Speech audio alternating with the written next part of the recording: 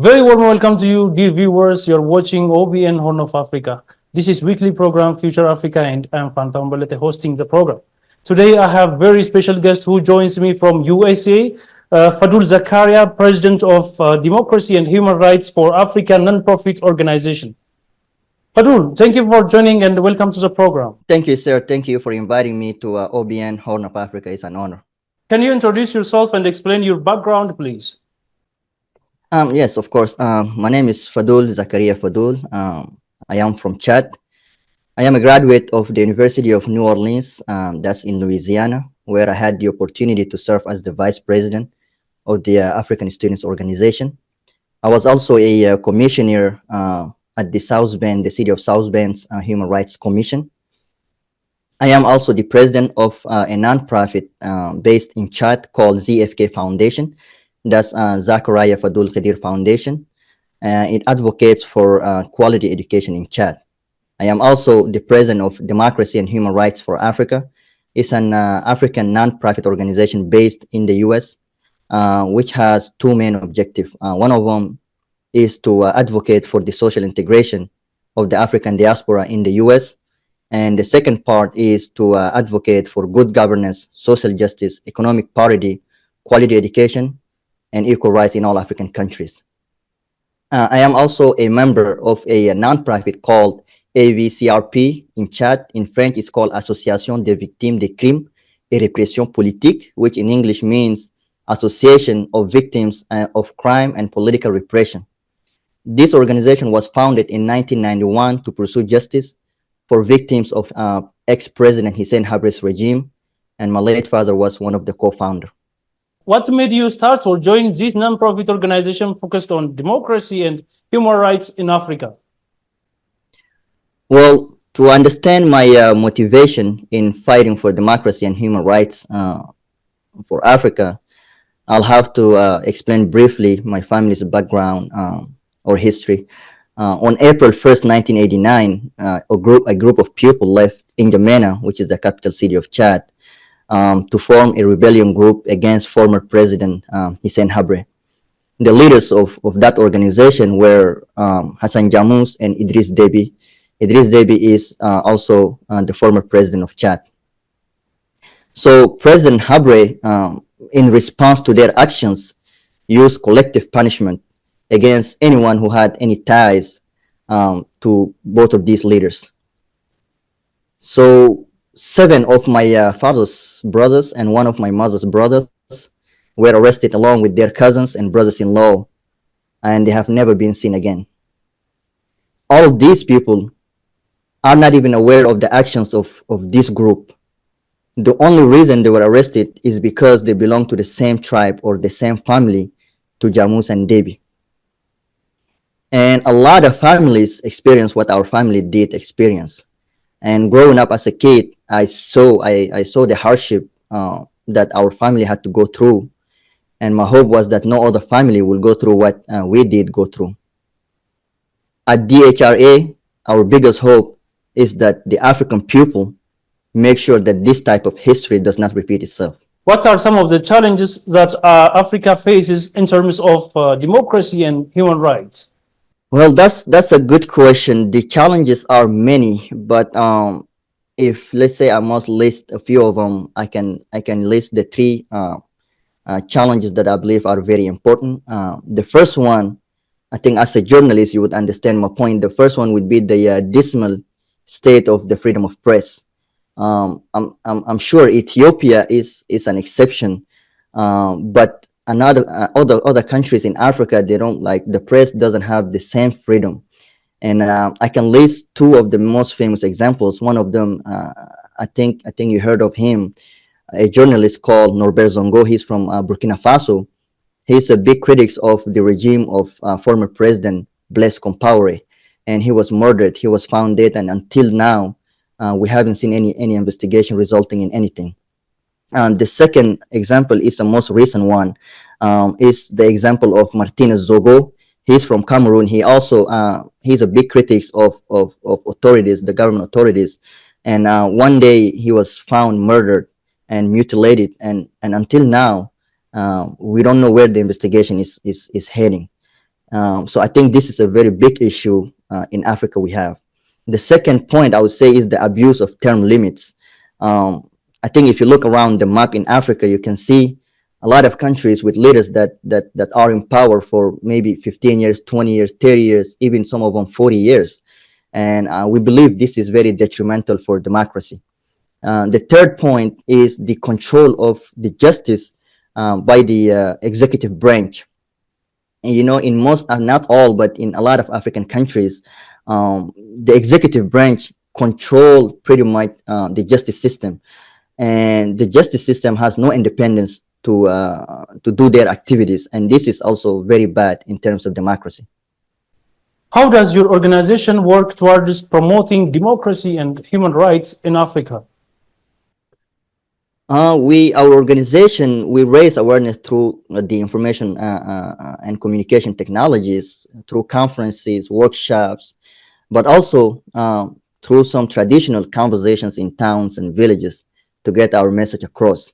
Whether in terms of good governance, you know, by advocating for participatory democracy and reducing the conservation or concentration of political power in the hands of one individual.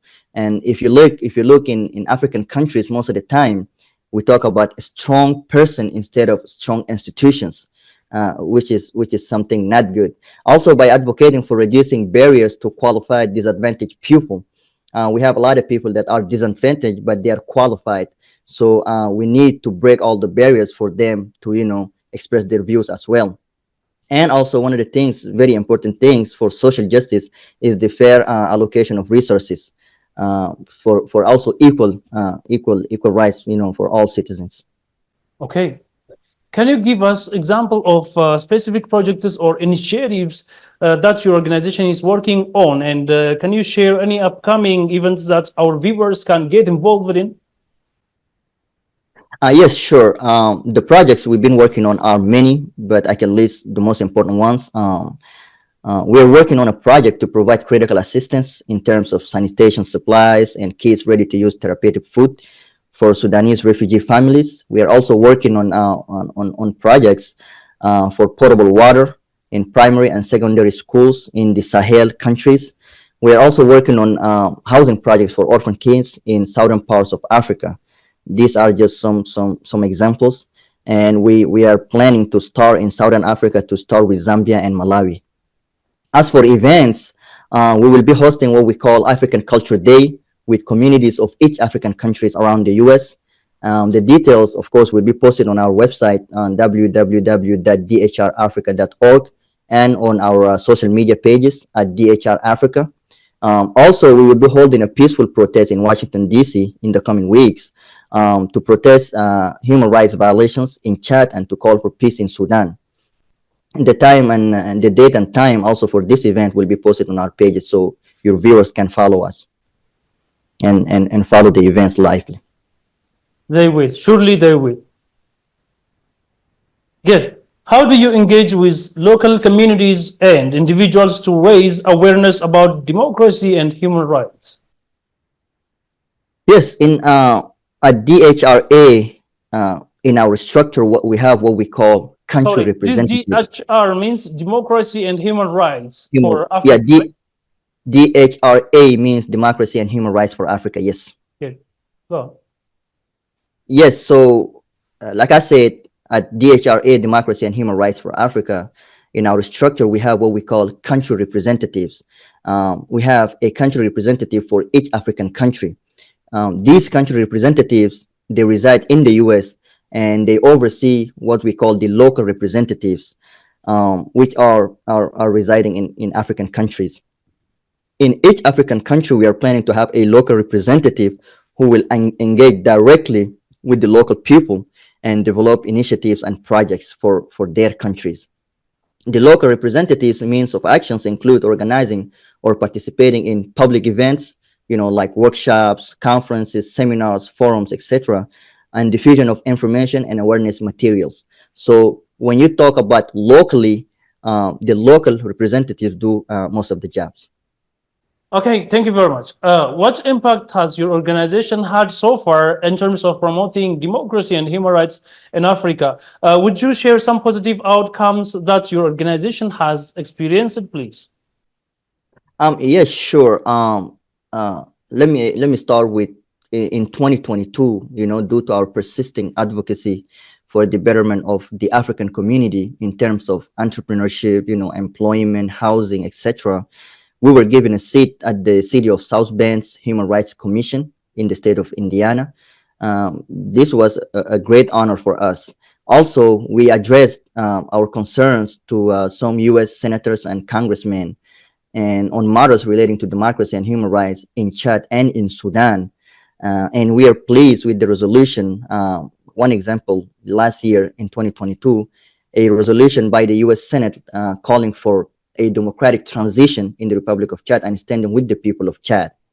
And also, there is the executive order this year on imposing sanctions on certain persons destabilizing Sudan and undermining the goal of a democratic transition.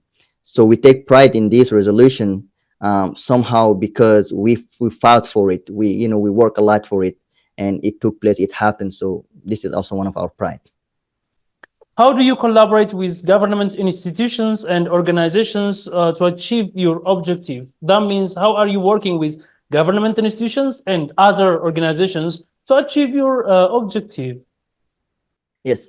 Um, if you're talking about African governments, in general, I would say that African governments are skeptical to collaborate with initiatives that involve democracy and human rights. Uh, there are some exceptions, of course. We contacted all the African embassies in the U.S.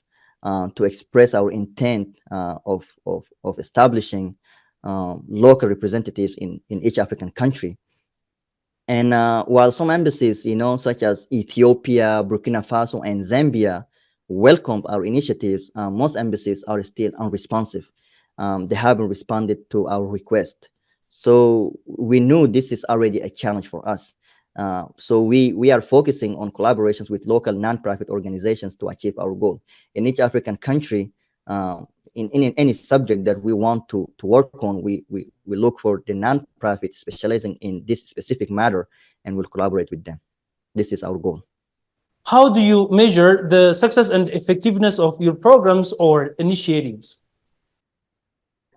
As for metrics, I would say to measure the progress towards achieving our project's objectives, we focus on indicators of success, such as budget and schedule, by ensuring the allocated budget is balanced and effective within the scheduled time frame, for example, and also on quality and satisfaction by ensuring that deliverables are efficient enough to people's expectations. Are there any specific countries or regions in Africa where you see a pressing need for democracy and human rights? Yes, there is the need for democracy and human rights in all African countries, but let me focus on few African countries just as examples. Currently we have at least 6 African countries that are in transition, being Sudan, Chad, Burkina Faso, Mali, and Guinea. All of these countries are in transition. So our hope is that their leaders listen to the aspirations of their people, and after the transition, we can find at least good governance and social justice in these countries. However, the most urgent case right now for us is the case of Sudan, where there is armed conflicts between the Sudanese armed forces and the rapid support forces, which also are known as the Janjaweed militias. This war has caused so far more than 5,000 civilian deaths and more than 12,000 injured, and more than 5 million people are displaced. So I think this is a very urgent case right now that we're working on. Other than that, there is also the case of Democratic Republic of Congo, which the eastern part, the eastern province, is subject to all type of armed conflicts. This is also an urgent matter to us. And I believe before prioritizing anything else, we should put the most important focus on peace and stability in all African countries. Dear viewers, you are watching OBN Horn of Africa Future Africa program. Stay connected. How do you address cultural and societal challenges, including gender inequality, that may hinder the progress of democracy and human rights in Africa? Yeah, actually, this is a very important question, and I believe this point is one of the most challenge facing Africa. Africa is a very diverse continent, and culture plays a major role in our daily lives to the extent that moral norms are often influenced by some misperceived cultural beliefs. One important example is the case of gender inequality. At our organization, Democracy and Human Rights for Africa, we advocate for the empowerment of women by focusing on 3 points, which these 3 points should be common sense actually. The first point would be just advocating to provide quality education to women in fields that are mainly dominated by men, such as science and engineering. Second point would be to advocate for the enforcement of equal pay between men and women, and also advocate for the economic freedom of women, or facilitate the economic freedom of women. This is also very important for the empowerment of women. The second point I would say is to promote women to decision-making positions, and allow them not only to express freely their views, but also to independently take decisions, that concern them. How do you ensure the sustainability of your organization and its impact in the long term? Yes, actually, one way of ensuring sustainability is through effective communication. So at DHRA, we established inclusive communication practices among our human capital. Um, Also, we continuously seek feedback, on our activities, and often we engage our audience in conflicting debates to get their points of view. And we are always open for, like I said, for feedback and critiques. So this way, it makes that become better and sustainable. What can African youth and the international community do to support democracy and human rights in Africa? That's also a very important question. For Africans, especially the youth, I believe they should be more interactive on subjects that concern their future. They should get more involved in debates, conferences, and express their views. Today with the digital technologies, available to us, it's easier than ever to bring our intellectual contributions and impact our communities. Just take the example of all of these influencers using, like Facebook platform or Twitter or TikTok, making a lot of videos. Um, I want it, my wish is, my hope is to focus their activities more on issues that concern Africa, on things, concerning, the armed conflicts, whether it's malnutrition, whether it's concerning education or healthcare, empowerment of women, just something beneficial to the African community. For the international community, I believe they should get Africans involved in any legislation or policy concerning Africa.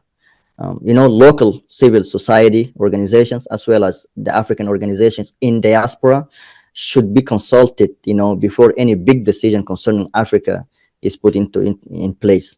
And if there are two subjects to focus on to promote democracy and human rights in Africa, there would be definitely education and employment. And I think sometimes it's kind of disheartening to just wake up, for example, and see a resolution in such and such countries where the population of that country are not even aware, are not even consulted, not even the civil society, not even the people, the community of that country in the diaspora. So I think any decision, any law, any resolution, any policy concerning African countries should go through the consultation of the people concerned. I think this is very important. How do you see Ethiopia and its developmental projects it is committed to in the country? Ethiopia is one of the greatest examples of development in Africa. First, Ethiopia has the advantage of the human capital, which is the number of its population and the degree of their education. That's already an advantage for Ethiopia. Ethiopia also, we can have conflicting views in Ethiopia, but I believe with the current leader of Ethiopia, Mr. Abiy, we have seen a lot of changes, a lot of progress. And also, we have to mention that Ethiopia become one of the hubs with their airport and the airline, the Ethiopian airline company that pretty much connecting all African countries. As far as entrepreneurship, as far as business, we believe Ethiopia is one of the highest countries, is doing really well. Ethiopia is expanding roads and rail networks to these neighboring countries for years now. Do you think such infrastructure connectivity will change the current course of conflicts and instability in the Horn region? Yes, of course, definitely. With transportation being one of the most important axes of development, it's very important to develop not only roads, but also railways, railroads, and other ways of transportation. And Ethiopia is pretty much becoming one of the leaders in Africa. And also, I believe another issue which also could be controversial, and Ethiopia probably needs to solve it, is the issue between Ethiopia, Egypt, and Sudan, with the problem with the issue of the water of the Nile. I think this is also one of the things that could really boost Ethiopia's economy more in terms of agriculture. And with agriculture and transportation, the combination of agriculture and transportation would definitely make a country unreliable on other resources such as oil. Some countries depend almost exclusively on natural resources such as oil. But the example of Ethiopia is a great example. Ethiopia is among strong advocates of advancing and expanding African continental free trade area. What is Ethiopia getting from the program, and has it any advantage and disadvantage to the economy of the country? Yes, actually, before even going into the advantage or disadvantage of what Ethiopia could possibly get, I think it's the most important thing to understand is that Ethiopia is hosting the African Union, is home to the African Union organization. So naturally, Ethiopia has the duty to be a leader in Africa, and pretty much get involved in any occasion for free trade initiatives.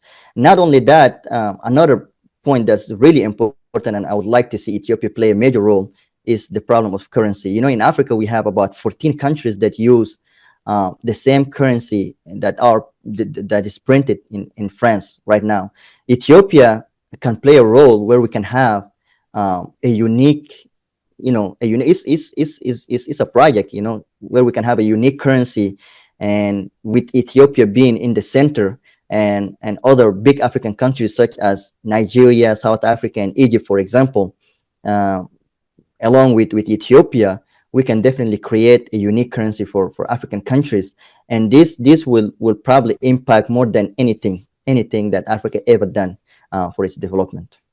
How are IGAD and the African Union supporting Ethiopia and other countries, not only Ethiopia, but other countries in the region, in addressing the pressing security problems? Because there are security problems, we can say, all in African countries. So how are IGAD and the African Union addressing such problems? Yes, I believe if you ask a lot of Africans, and most Africans, what they think is the biggest challenge of the African Union in terms of not being able to enforce security and safety of African countries, is one of them is that even the African Union itself has a lot of external influence, and also the resolution and the decisions taken by the African Union are not really respected by a lot of African countries. And we can see recent examples with all of these coup, with all of these transition ongoing. We can clearly see that the resolutions or the decisions of African Union are not literally taken into consideration. One example would be Chad, for example. And also, let's not forget that when it comes to the security at the African Union, it's not like one country or one department taking the decision. It's a few countries sometimes voting for a resolution. So there is always the possibility of them being split. Some of them supporting A and others supporting B, for example, which makes it also harder for the African Union to enforce its resolutions and views. And I think in terms of security, the African Union hasn't performed really well because since its creation till today, uh, the number of armed conflicts, number of people that died, as a result of war in Africa is unimaginable. It's unimaginable. Just take the example of, for example, Democratic Republic of Congo alone. For years, the African Union and all the neighboring countries cannot bring stability to that country. I think it's one of the biggest failure of the African Union's security and peace aspect. Ethiopia is pushing to gain seaport access through peaceful and mutually beneficial means, as recently declared by Prime Minister Dr. Abiy Ahmed. What political and economic benefits will such cooperation brings to the region if goes successful? Yes, the access to seaport is very important for any economy. Um, let's take, for example, if you can take the example of, for example, today Cameroon and Benin, with their economy, a big portion of their economy, uh, relies on their ports. Ethiopia, Ethiopia is one of the biggest countries in Africa in terms of civilization, in terms of culture, and Ethiopia, of course, with almost 100 million people, not having a port, I think is detrimental to its economy. Um, it plays a major role. I'm not sure if there is any study that tells exactly how many percent that will add to the economy, but for sure it would play a major role. What is Chad known for, and how do you describe your country, Chad? Chad is a landlocked country with about 6 countries around it, and the economy of Chad is mainly based on oil, petroleum. But when it comes to the culture, Chad is very diverse. Chad has about maybe 200 languages, and mostly the people get along. But when you take the political environment, it's kind of it's hostile, and especially now currently with the new transition. After the sudden death of President Deby, his son General Muhammad Idris Deby took over, which a lot of people argue that was unconstitutional. Um, and last year in 2022, there was a protest, against the prolongation of this transition, and the repression against the protesters left over 300 people dead, according to the protest organizers, and according to the government, about 50 people died. So we see something coming right now to Chad that we haven't seen before, and it's very alarming. It's very alarming. The number of deaths in such a short period of time is very alarming in terms of human rights. We are advocating. Hopefully, the Chadian government will listen to the aspirations of the Chadian people, and give the power to civilian rule instead of right now having a military rule. It's also good for democracy to have a civilian rule. But like I said, at the end, democracy is pretty much the free expression of the people, the free will of the people. So no matter what the outcome is, we'll see what the Chadian people decide and how they want to move forward. Have you got any special thing to share with our viewers? Yes, I think it's important for us to understand the need for strong democratic institutions rather than strong people. I always say that Africa doesn't need strong people. Africa needs strong institutions, democratic institutions. Also, we should cultivate the culture of justice and equality, which are definitely the prerequisites to peace and stability. I also actually want to take this opportunity to inform your viewers that we launched a petition on change.org calling for justice for human rights abuse victims in Chad and in Sudan. It aims to bring all the Chadian authorities that are tied to human rights violations to the International Criminal Court. So I would kindly ask, your viewers to go ahead and sign it to support the victims. This is one of the most important things to us. Fadul Zakaria, President of Democracy and Human Rights for Africa nonprofit organization. Thank you for your precious time and thank you for joining me. Thank you, sir. Again, it's an honor for me to speak at your platform. And through OBN Horn of Africa, we will be able to reach a lot of Africans and explain them where we stand. Thank you so much. Thank you again. Dear our esteemed viewers, this brings us to the end. Thank you for watching.